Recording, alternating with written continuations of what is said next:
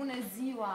Cu întârziere, dar am primit și eu un cadou de Moș Nicolae, sau Nicolae, cum vă place mai mult, de la un ascultător cu care ne-am împrietenit vara asta la Summer Kiss. Facem prezentările.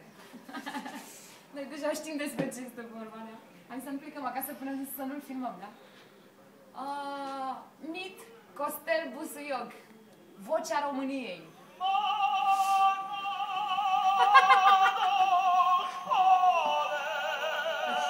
Așa. Și grupe aici.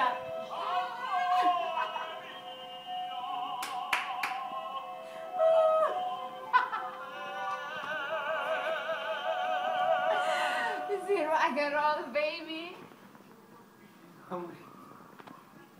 Mulțumim. Vocea